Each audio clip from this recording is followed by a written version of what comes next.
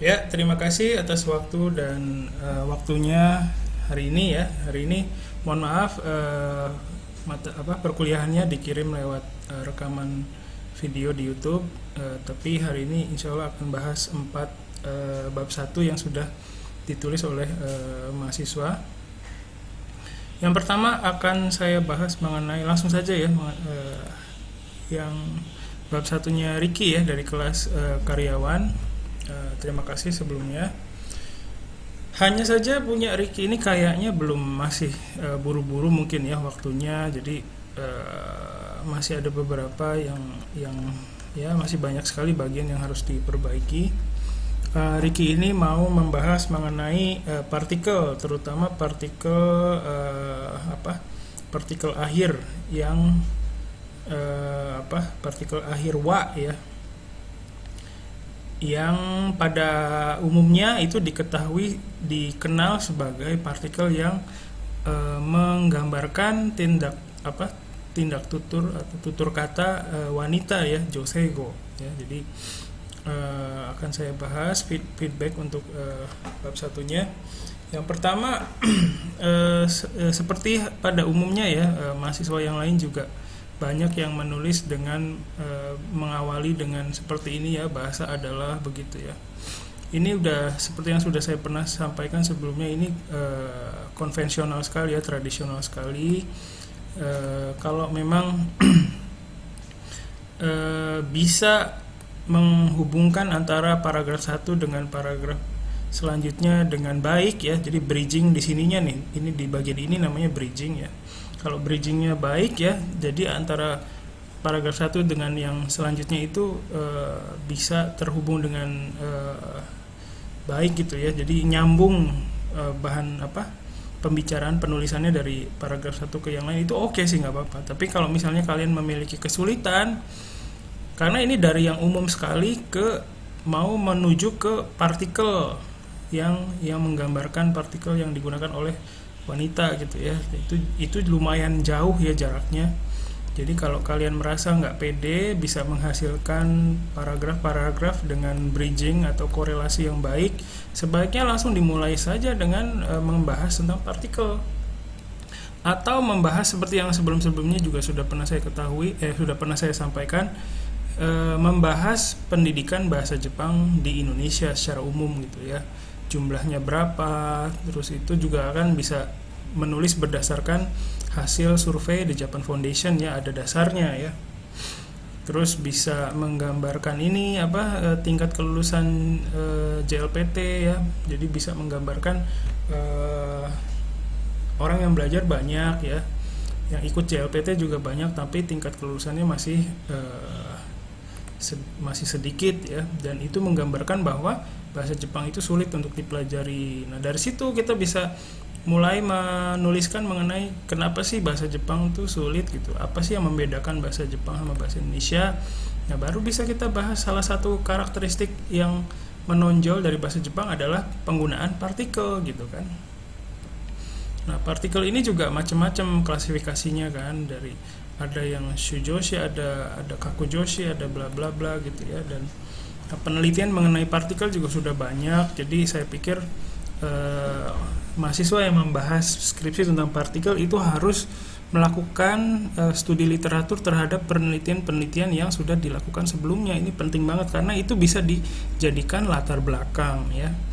Nah, untuk yang shujoshi yang yang digunakan oleh wanita, ini sebenarnya sudah pernah dibahas ya oleh kakak kelasnya. Itu dia membahas partikel wa juga sebenarnya yang digunakan oleh pria ya, tapi yang digunakan oleh pria. Jadi sebenarnya partikel wa korewa takai desu wa gitu misalnya, itu sebenarnya ada juga partikel akhir wa yang digunakan oleh pria gitu. Jadi silakan itu dijabarkan dulu sebelumnya ya. Sudah ada juga penelitian yang mengungkapkan mengenai itu, jadi silakan dibahas dulu sebagai latar belakangnya gitu. Terus di sini kan menggunakan sumber datanya menggunakan komik ya. Komik ini juga perlu dicari tahu nih, di penelitian sebelumnya udah ada belum penelitian mengenai partikel, terutama partikel akhir atau partikel apapun yang mengambil datanya dari komik gitu ya. Dan ini juga ini sudah ada di sini ya, latar belakang komik itu menceritakan tentang apa.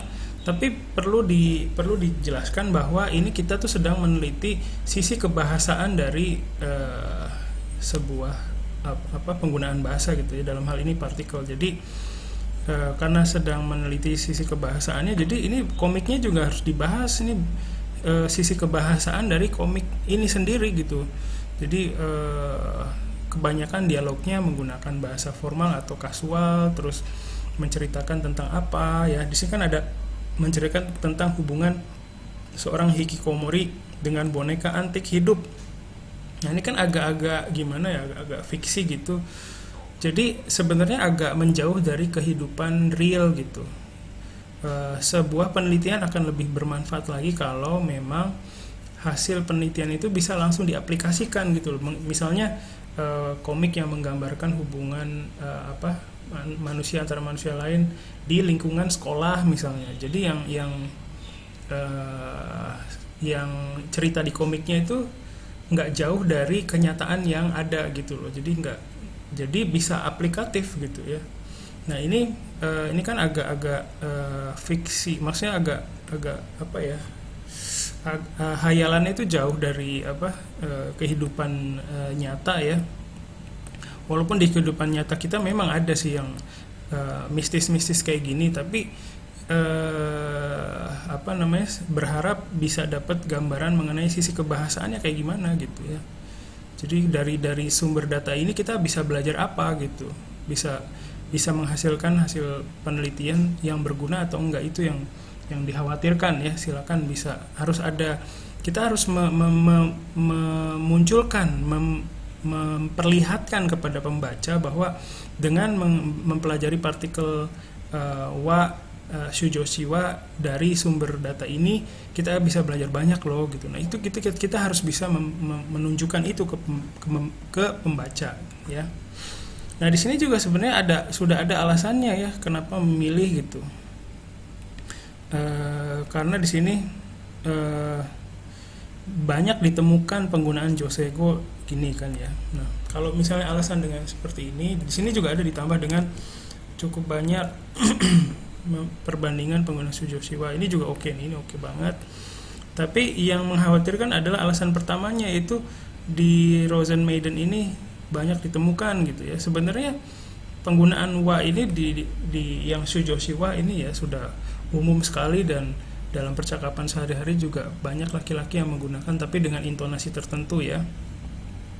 Nah dari sekian banyak mungkin di komik lain juga sebenarnya ada, hanya saja yang ditemui oleh Ricky ini kebetulan Rosen Maiden, dan mungkin Ricky juga punya ketertarikan khusus sama ini gitu. Nah agak sulit kalau dengan hanya alasan seperti ini aja gitu. Jadi mungkin ini perlu dipikirkan lagi cara penyampaiannya ya. Sebenarnya kan masih banyak lagi komik yang lain yang mungkin belum pernah Ricky baca, tapi di situ banyak juga penggunaan Shujoshiwa-nya gitu loh. Jadi agak sulit juga menggunakan alasan yang ini ya. Jadi mungkin ini perlu dipikirkan lagi, karena di sini memunculkan pertanyaan seperti yang tadi saya sampaikan. Nah kemudian di sini juga rumusan masalahnya masih belum clear ya, karena mungkin latar belakangnya juga masih sedikit. Jadi kalau kita mau menuliskan rumusan masalah, itu paling tidak rumusan masalah itu intinya ringkasan dari latar belakang. Jadi highlightnya, bagian-bagian utama dari latar belakang yang akan menjadi penyebab secara tidak langsung kita tuh tidak paham bagaimana makna Shujoshiwa dan bagaimana cara menggunakannya gitu. Jadi sebaiknya sih mungkin kayak tadi saya bilang, gambarkan dulu aja lah pendidikan bahasa Jepang di Indonesia itu punya kendala apa saja sih, dibaca dari surveinya JF. Nanti di situ kita bisa identifikasi masalahnya apa gitu ya. Terus selain itu juga mengenai Shujoshiwa ini di dalam pendidikan bahasa Jepang diperlakukannya seperti apa? Disajikan tidak? Diajarin nggak ke mahasiswa? Ya, ada nggak pelajaran khusus mengenai itu ya di buku ajar? Lakukanlah observasi ke buku Mina 1, Mina 2, New Approach, ada nggak di situ penyajiannya? Kalau tidak ada, jangan menyalahkan bukunya. ya. Jangan menyalahkan pihak manapun, kita harus berada di tengah-tengah ya. Jadi gambarkan saja keadaannya, oh ternyata tidak ada. Hal itulah mungkin yang mungkin menjadi penyebab kita tidak paham, mungkin tidak ada kemungkinan tidak memahami penggunaan partikel Shoujo Shiwa ini gitu kan, karena tidak ada pembelajarannya memang, dan memang tidak bisa memasukkan pembelajaran khusus mengenai Shoujo Shiwa aja di buku ajar gitu, karena materinya memang di dasar aja banyak, kalau mau dimasukkan lagi kan susah, jadi beban sendiri lagi ya. Jadi mohon diperhatikan. Jadi ketika kita bisa menuliskan latar belakang masalah penelitian kita, itu kita bisa dengan mudah mengidentifikasi masalahnya apa. Di sini juga. Nah, ini rumusan masalah. Ini identifikasi masalahnya belum ada ya. Jadi mohon silakan menulis bab 1 sesuai dengan standar penulisan yang sudah ditetapkan. Nah, di mana kita bisa dapat standar penulisannya? Bisa mendapat dari Google Drive, link Google Drive yang sudah pernah saya sampaikan. Silakan bisa cari di situ. Sudah lengkap di situ semua ya. Terus tujuan dan manfaat penelitian juga mungkin perlu dijabarkan lagi ya. Tujuannya berkaitan dengan rumusan masalah sih sebenarnya. Rumusan masalahnya biasanya kalau yang seperti ini, bagaimana makna dari ini partikel Ahirwa ini. Jadi dan bagaimana penggunaannya, itu aja dua ya rumusan masalahnya. Bagaimana makna dan bagaimana penggunaannya. Terus tujuannya juga untuk mengetahui makna dan bla bla bla, dan untuk mengetahui penggunaan bla bla bla, begitu ya. Pembatasannya juga di sini belum ada ya, jadi mohon ditulis lagi, ditambahkan lagi. Dan ini penulisan partikel Ahirwa juga harus seragam, mau Shoujo Shiwa atau partikel Ahirwa ya. Sebaiknya pilih yang mudah dipahami seperti ini ya. Jadi semua orang yang awam pun bisa membaca penelitiannya Ricky. Jadi kita harus menanamkan bahwa kita tuh menulis skripsi untuk orang yang awam. Jadi semua harus dijelaskan gitu. Ya, jadi mohon dilengkapi lagi Ricky. Jadi harus jelas batasannya apa. Komik juga kan ada bagian-bagian tertentunya kan di dalam tulisan di dalamnya itu ada tulisan narasi, jadi menggambarkan latar belakang, atau ada juga percakapannya. Nah, Ricky ini mau ngambil datanya dari percakapannya atau narasinya, itu yang perlu dijelaskan lagi ya. Terus tadi juga mohon diperhatikan yang mengenai alasan kenapa memilih Rosenmaiden ini ya. Dengan yang di sini mungkin ada yang di bagian di sini ya. Ini mungkin oke ya. Jadi dimunculkan, kalau contohnya dikasih tahu ya. Ini juga partikel akhir Y itu seperti apa sih gitu. Ini juga perlu dijelaskan, perlu dikasih contoh. Jadi dengan melihat contoh, oh yang partikel Y ini ya, begitu. Terus silakan dikaji lagi, lakukan studi literatur terhadap penelitian mengenai hal yang sama ya. Pasti udah banyak banget itu ya, harus di cover semua, harus dibaca ya, walaupun nggak semuanya ya, dibaca aja singkat-singkat dulu gitulah ya. Oke, itu masukan untuk Ricky. Terima kasih Ricky. Kita akan lanjut ke bab 1 lainnya, yaitu punya Shania ya. Terima kasih Shania sudah menuliskan bab 1 ini. Shania ini tentang Keigo ya. Saya juga masih lihat bahwa Shania ini juga mungkin ya belum memutuskan mau nulis apa nih, deskripsinya masih bingung ya. Sekali lagi, kalau kalian bingung itu ya mungkin ya kalian memang sudah yang nggak tahu apa-apa mengenai linguistik, yang mengenai tata bahasa. Jadi paling nggak mulailah cari dari minat yang dari yang kecil aja, apa sih yang ada ketertarikan kemana, itu dicari tahu. Ya, terus ini juga perlu seperti yang sudah disampaikan di pembahasan sebelumnya, Suparno bla bla bla mengatakan ini tuh dipastikan lagi Shania ini mengutip dari bukunya langsung atau bukunya Suparno ya, atau dari kutipan orang lain. Jadi ngutip dari skripsinya orang lain atau penelitian orang lain, itu yang perlu dipastikan. Sama dengan Suwarna ini juga ya, jadi harus dipastikan. kalau misalnya mengutip dari kutipan itu cara mengekspresikannya bukan seperti ini ya. Sebaiknya sih tidak begitu ya. Terus ini sudah ada tulisan tentang bahasa Jepang, pendidikan bahasa Jepang di Indonesia secara umum ya, sudah baik. Tinggal ditambahin tabelnya aja ya, kan ada tabelnya tuh, lumayan ya. Jadi dengan ada tabel tuh jadi memperjelas gitu ya, memperjelas lebih jelas gitu. Oh ternyata Indonesia itu urutan kedua ya, kalau ada tabelnya kan enak ya. Terus nah ini kan Sania mau nulis tentang Keigo ya, bagus ya. Songke ini juga harus dilihat lagi cara penulisannya apakah begini. Saya pikir sih ada yang lain ya, silakan diperiksa lagi. Nah saya lihat di sini mungkin Sania udah baca-baca ya beberapa skripsi atau penelitian di Google Scholar atau apa, tapi belum tercermin di sini. Jadi saya pikir, asumsi saya Sania masih blank gitu pengetahuan tentang Songkeigo atau Keigo-nya gitu ya. Yang pertama dilakukan adalah silahkan dipelajari dulu Songkeigo dan Keigo itu. Keigo dalam bahasa Jepang itu seperti apa sih? Ya, diperkuat lagi pengetahuan di situnya. Ini saya berasumsi Sania belum kuat di bagian itu, jadi masih bingung mau nulis apa dulu nih gitu kan. Ini juga masih belum selesai ya, masih banyak yang masih kosong. Dan ini konsep Soto dan Uchi pada pembelajaran Jepang bisnis. Nah ini pembelajaran bahasa Jepang bisnis. Jadi mungkin mau mengupas Songkeigo atau Keigo yang dibahas di perkuliahan ini kali ya.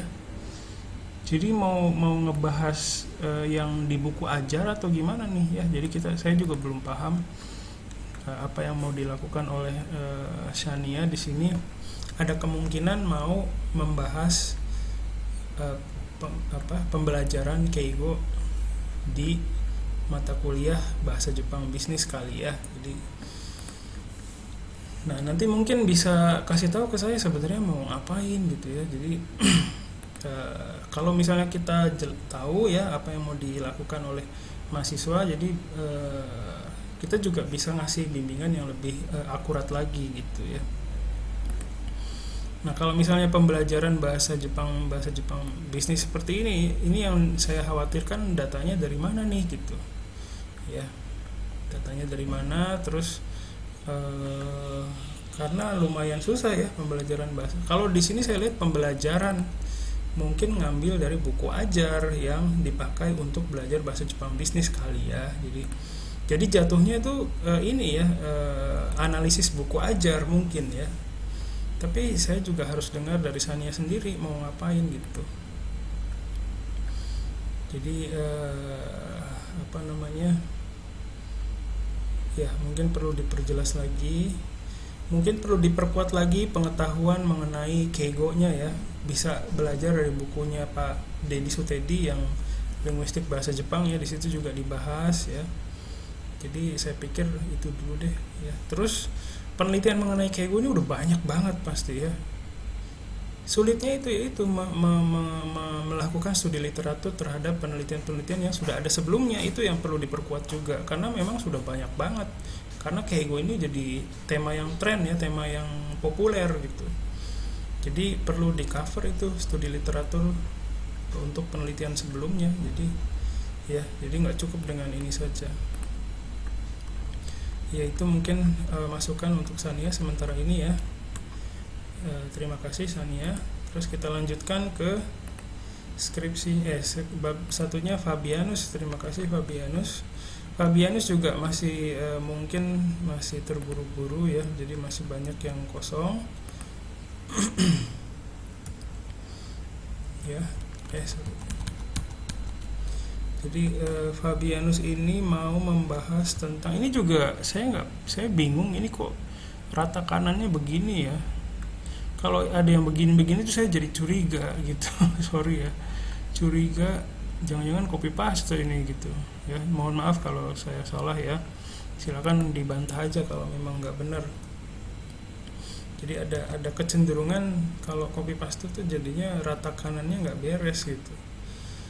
Itu saya juga soalnya pernah copy paste dari apa gitu ya, atau convert dari PDF ke Microsoft Word gitu. Biasanya eh, susunannya nggak beres seperti ini. Tapi ya itu asumsi saya, mohon maaf kalau salah ya. Ini juga menurut Sutendi, mungkin Dedi Sutedi kali ya, Sutedi kali ya. Coba dicek lagi. Dari sini juga ya, kita kita di sini banyak sekali sih, maksudnya ya, Fabianus juga mulainya dari hal yang umum sekali, dan dari situ mau menuju ke ini Soumitai Rashi. Nah, ini perlu dicari tahu dulu, ini Soumitai Rashi dalam bahasa Jepang itu dibahas dalam bagian apanya gitu ya. Perlu cari tahu ya, perlu belajar tentang tata bahasa. Jadi kalau misalnya kalian mahasiswa yang mau menulis tentang skripsi tentang linguistik, tata bahasa, itu kuasai dulu tata bahasa Jepangnya, ada apa sih gitu di situ. Mau bahas tentang partikel, ya cari tahu tentang buku tentang partikel, kan banyak sekarang di Tokopedia juga banyak ya. Silakan dipelajari dulu tuh partikel tuh ada apa aja gitu ya. Misalnya ada mulai nulis skripsinya tuh dari dulu karena susah mempelajari partikel, nggak apa-apa kayak gitu, tapi harus didalami dulu partikel itu seperti apa. Jadi jangan cuma menulis aja seperti ini, nggak ada dasarnya gitu. Ini kan kalau Soumitai Rashi itu ada kemungkinan masuk ke wilayah modalitas ya. Nanti silakan dicari tahu lagi modalitas dalam bahasa Jepang itu seperti apa. Bukunya ada, sama di saya juga ada ya, punya Ari Sensei ya, jadi nanti bisa saya pinjamkan. Hanya saja belum ke kampus, insya Allah minggu depan ya. Terus intinya kan masalahnya nggak paham Soumitai Rashi itu maknanya apa sih. Mungkin sedikit paham, penggunaannya juga sedikit paham, tapi nggak jelas gitu. Intinya tuh nggak terlalu paham mengenai penggunaan atau mengenai makna sebuah fenomena bahasa gitu. Nah itu kenapa bisa nggak paham kayak gitu loh, dicari tahu sebabnya dan tuliskan di bagian latar belakang, kan intinya begitu. Kenapa kita sampai nggak paham gitu, jelaskan dari yang umum, pendidikan bahasa Jepang di Indonesia itu kayak gimana sih fenomenanya, sama kayak tadi dengan Ricky ya, apa sih kesulitannya gitu. Itu yang akan menjadi yang kita identifikasi sebagai sebuah masalah gitu.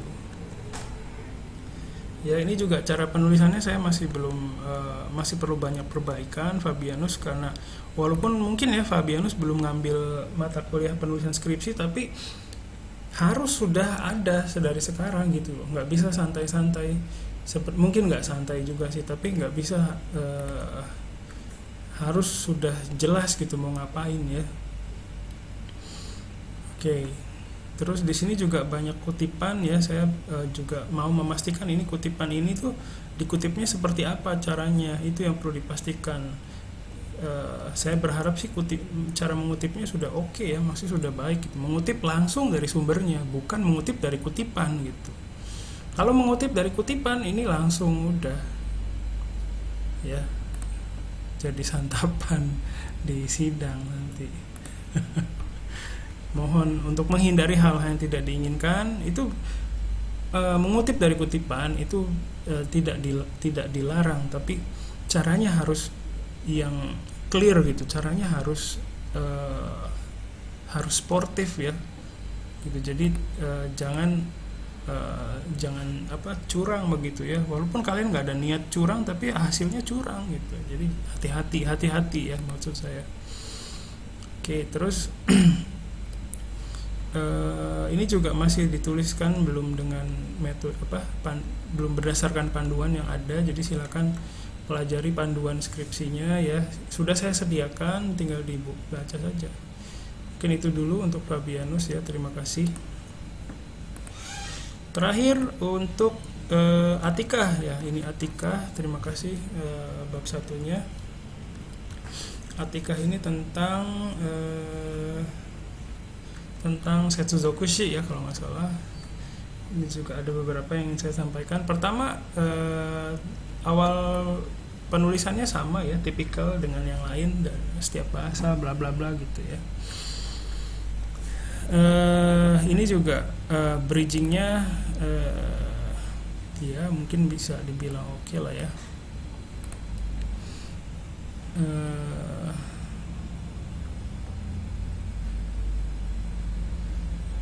Kalau misalnya ini kan mau bilang ini kan intinya mau bilang begini kan ya, langsung aja ke tulisannya Pak Deddy Sutedi kan di bukunya Pak Deddy Sutedi itu ada membahas tentang ciri khas bahasa Jepang, langsung aja tulis di situ ya, dari situ, nggak usah bagian ini, nggak perlu lagi gitu loh.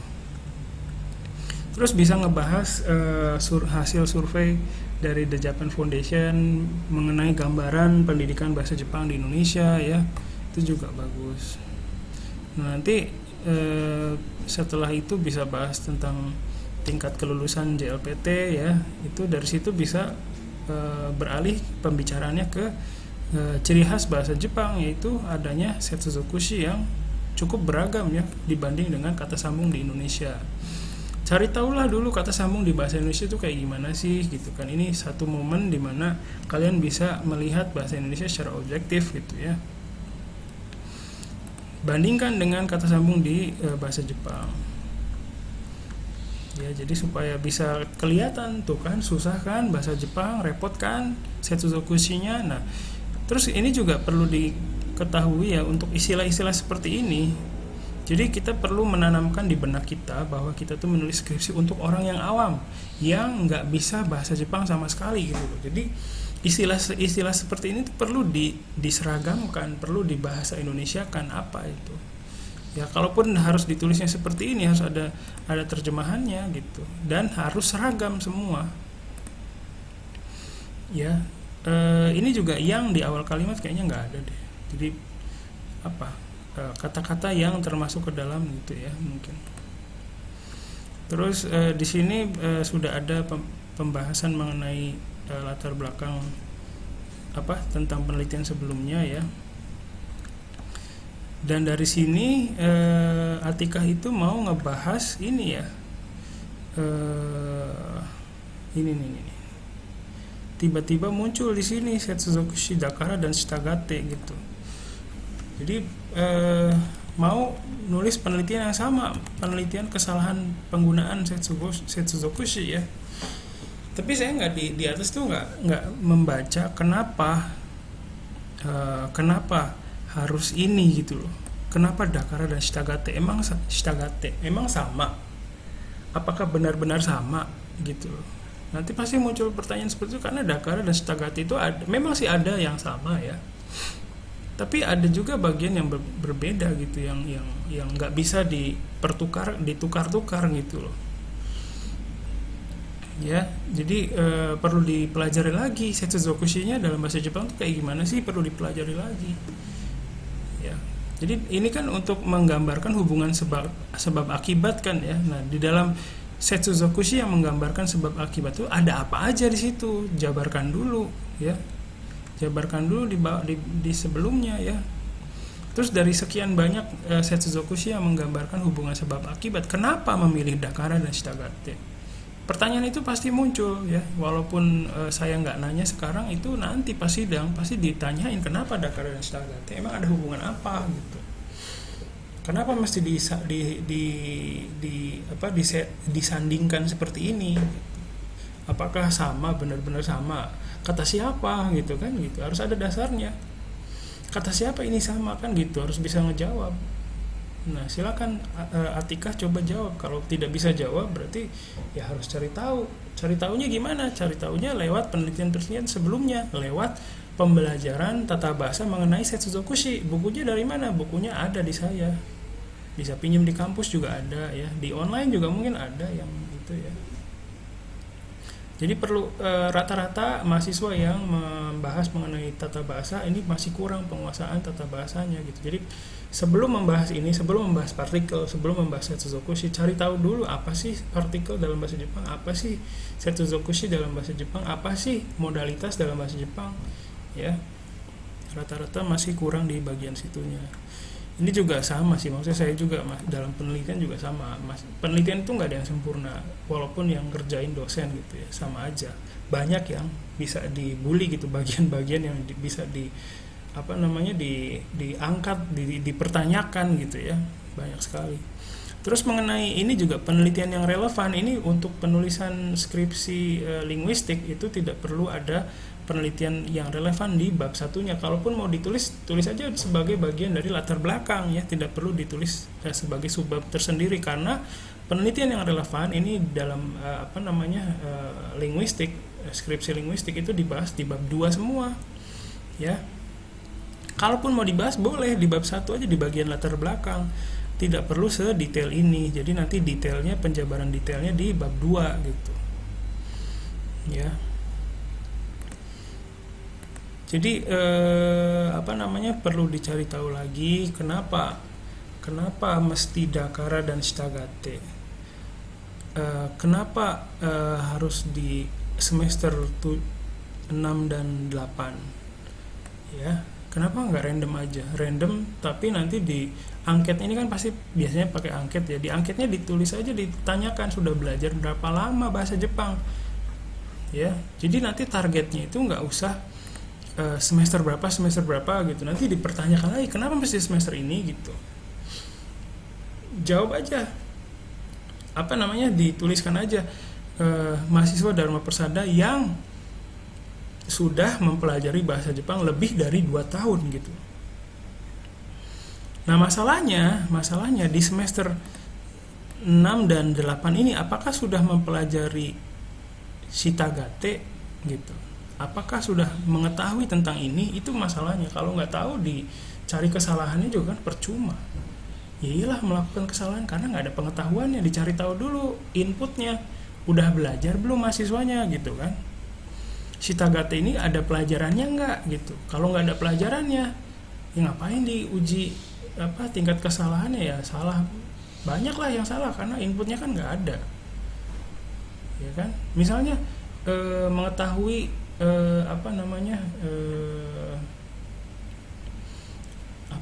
misalnya sama kayak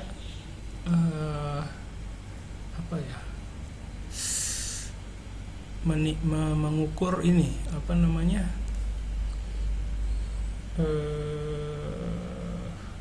kira-kira ya, mengukur pengetahuan umum tentang Pondok Kelapa misalnya, tapi ngetesnya orang yang tinggalnya di Pondok Bambu misalnya, jadi nggak nyambung gitu loh, kan nggak ada pengetahuan sebelumnya tentang Pondok Kelapa, jadi ngapain tes. Jadi perlu dipastikan dulu respondennya itu udah paham belum Shitagate, udah ada pelajarannya, udah pernah mempelajari Shitagate atau belum gitu ya. Jadi percuma kalau belum belajar terus diuji tingkat kesalahannya, kan nggak adil gitu ya. Terus identifikasi masalahnya juga ini masih hampir sama ini kata siapa hampir sama ini ya. Kalau mau menggambarkan maknanya ya tunjukkan di bagian latar belakang dong, ya kan. Tunjukkan kalau itu tuh hampir sama, pakai dasar-dasarnya, kamus, dari korpus, dari mana gitu. Tunjukkan bahwa itu memang maknanya hampir sama, tunjukkan di bagian latar belakang, baru bisa ditulis di identifikasi masalah. Jadi jangan menuliskan sesuatu di sini di identifikasi masalah, sesuatu yang tidak kalian tuliskan di latar belakang, tiba-tiba ngomong gini, tiba-tiba ngomong gitu di identifikasi masalah ya. Nggak bisa kayak gitu. Bahas dulu di latar belakang, baru diidentifikasi sebagai masalah ya. Dan ini juga hampir sama, ini kata siapa harus dijelaskan ya, harus dibahas dulu ini di latar belakang ya. Jadi mungkin identifikasi kenapa sih kita nggak ngerti penggunaannya Dakara sama Shitagate, kenapa sih? Kan bisa juga dipengaruhi oleh kondisi kondisi pendidikan bahasa Jepang di Indonesia. Tuliskanlah itu di latar belakang ya, kondisinya kayak gimana sih pendidikan bahasa Jepang di Indonesia. Gurunya sedikit, pembelajarnya banyak kan. Nah, itu perlu itu kan masalah yang terkait secara nggak langsung ke akhirnya tuh kita nggak ngerti gitu loh. Gurunya sedikit, muridnya banyak. Akhirnya proses pendidikan nggak berjalan dengan baik. Akhirnya kita nggak ngerti apa-apa kan gitu. Jadi semua berkaitan ya, walaupun tidak langsung, tuliskanlah di latar belakang. Ya, jadi ini juga di pembatasan masalah juga ya perlu dijelaskan ya kenapa harus Dakara dan Stagate. Ya, kenapa harus semester 6 dan 8? Ya, kenapa harus membahas tentang tingkat kesalahan mahasiswa gitu? Kenapa harus membahas ini? Kan udah ada tingkat kesalahan itu, udah ada yang bahas. Kenapa mesti dibahas lagi? Apa bedanya? Gitu. Jadi harus dijawab itu semua pertanyaan saya. Lambat, walaupun nggak ditanya sama saya sekarang, nanti akan ditanya oleh dosen penguji ya. Jadi saya akan menanyakan semua pertanyaan yang muncul di benak saya supaya kalian bisa lebih aman, istilahnya ya lebih bisa menulis dengan lebih baik ya, supaya di pas ujian sidang itu bisa menjelaskan gitu. Terus rumusan masalahnya juga bagaimana tingkat ini, faktor-faktor penyebab. Ini faktor-faktor penyebab ini bakal dianalisisnya seperti apa, bakal dicari taunya pakai apa. Apakah dengan angket saja cukup? Kan tidak bisa. Ini harus nanya ke orangnya, kenapa kamu menjawab seperti itu, kan begitu. Untuk mengetahui faktornya gitu. Jadi tidak bisa menebak-nebak dari angket. Semua juga bisa kalau gitu ya.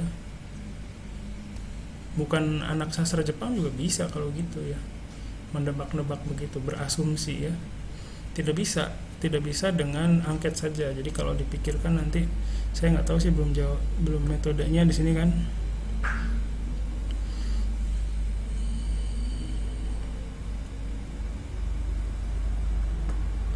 Pengambilan sampel.